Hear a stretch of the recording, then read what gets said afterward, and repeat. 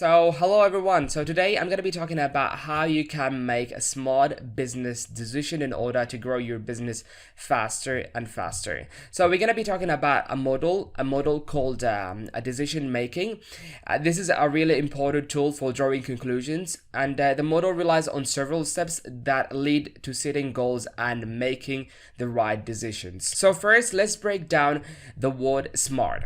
So the S in SMART is for specific or significant information. The M is for measurable or meaningful data. The A is for agreed upon or actionable intelligence, as well as achievable standards. And the R is for relevant information as well as realistic goals.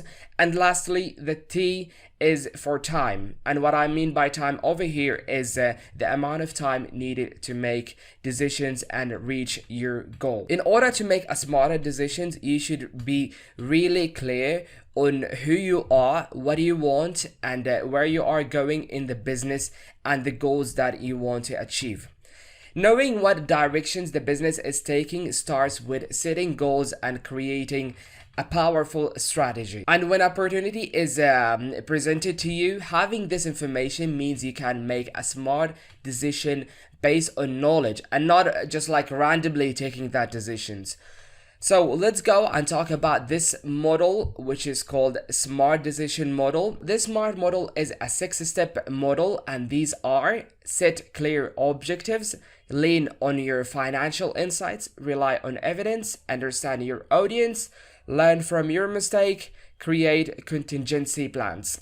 So going to the first step, which is set clear objectives. Using the SMART mentality, you should be able to set clear business goals and objectives. An example of business goal may be in the marketing department. For example, to increase audience engagement, you will need to consider what this means and how to accomplish your objective. First, you need to specify and determine how you are going to measure success. Is it the amount of time visitor spends on a specific page, the number of return visits, or whether they sign up for your membership website or follow you on social media, for example. Next, you need to consider actions you can take to reach your goal of increasing engagement, such as revamping your website or your marketing campaigns to increase interest. And from there, you have to gather relevant information through testing, surveys, and metrics to see if your efforts are having the desired result or not. Finally, you need to set a time frame for actions, data collections, and reviewing as well. Step number 2, lean on your financial insights. Smart business owners make strategic decisions by relying heavily on the financial insight, management reports, and key performance indicators as well. No matter which industry your business operates within, you should identify the financial metrics that are most relevant to your business industry and goals, and that you should actively track those metrics as well. Step number 3, rely on evidence. Making smart decisions require that you have as full as understanding of a given situation as possible.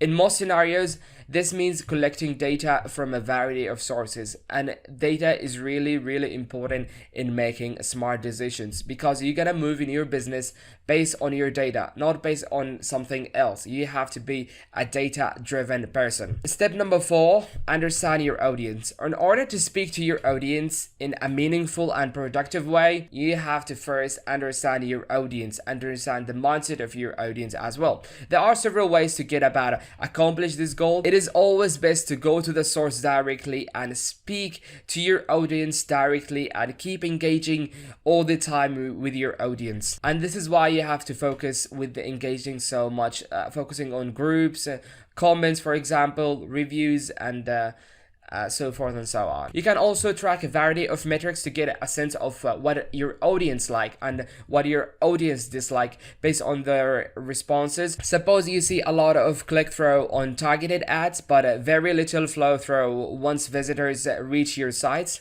Your metrics might indicate that the content in your ad does not match up to your landing page, that your landing page is not attractive so much, or that there is a discount between customer expectations and the content that you are delivering on your website.